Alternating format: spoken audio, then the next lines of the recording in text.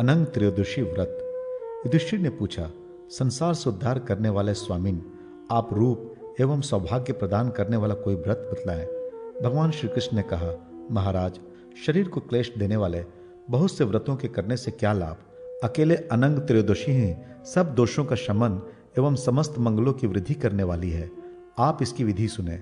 पहले जब भगवान शंकर ने कामदेव को दग्ध कर दिया, तब वह बिना अंग के ही सबके शरीर में निवास करने लगा। कामदेव ने इस व्रत को किया था, इसी से इसका नाम अनंग त्रयोदशी पड़ा।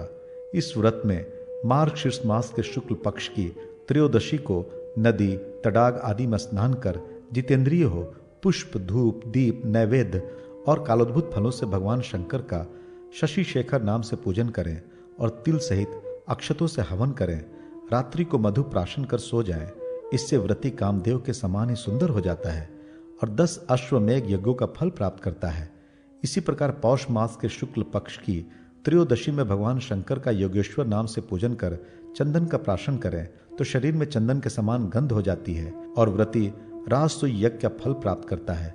माघ मास के शुक्ल पक्ष की त्रयोदशी को भगवान शंकर का महेश्वर नाम से पूजन कर मोती का चूर्ण भक्षण करें तो उत्तम सौभाग्य प्राप्त करता है।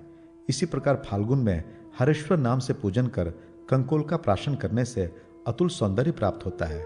चैत्र में सुरूपक नाम से पूजन करने और कपूर प्राशन करने से प्रति चंद्र के तुल्य मनोहर हो जाता है और महान सौभाग्य प्राप्त करता है। वैशाख में महारूप नाम से पूजन कर जाति फल जायफल का प्राशन करें, इससे उत्तम कुल की प्राप्ति होती है और उसमें सब काम सफल हो जाते हैं तथा वह सहस्त्र गोदान का फल प्राप्त कर ब्रह्मलोक में निवास करता है।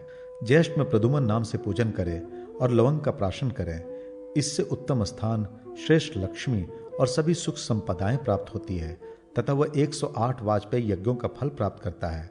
आषाढ़ में उमा भरता नाम से पूजन कर तिलोदक का प्राशन करे, इससे उत्तम रूप प्राप्त होता है तथा वह 100 वर्ष तक सुखी जीवन व्यतीत करता है। श्रावण में उमापति नाम से पूजन कर तिलों का प्राशन करें, इससे पौंड्रिक यज्ञ का फल प्राप्त होता है। भाद्रपद मास में सदोजात नाम से पूजन कर अगुरु का प्राशन करें, इससे वह भूमि पर सबका गुरु बनता है और पुत्र पौत्र धन आदि प्राप्त कर बहुत दिन संसार सुख भोग कर अंत में विष्णु लोक में पूजित होता है। अश्विन मास में त्रिदशाधिपति नाम से पूजन कर स्वर्णोदक का प्राशन करे तो व्रती उत्तम रूप सौभाग्य प्रगल्भता और करोड़ों निष्क दान फल प्राप्त करता है। कार्तिक में विश्वेश्वर नाम से पूजन कर दमन दौना फल का प्राशन करें तो व्रती अपने बाहुबल से समस्त संसार का स्वामी होता है और अंत में शिवलोक में निवास करता है। इस प्रकार वर्ष भर इस उत्तम व्रत का पालन कर पारना करनी चाहिए। फिर कलश स्थापित कर उसके ऊपर ताम्र पात्र और उसके ऊपर शिव की प्रतिमा स्थापित कर श्वेत वस्त्र से आच्छादित करें। गंध पुष्प धूप दीप नैवेद्य आदि से उसका पूजन कर उसे शिव भक्त ब्राह्मण को प्रदान कर दें। साथ ही पय स्वनी स्वत्सा गौ छाता और यथाशक्ति दक्षिणा देनी चाहिए।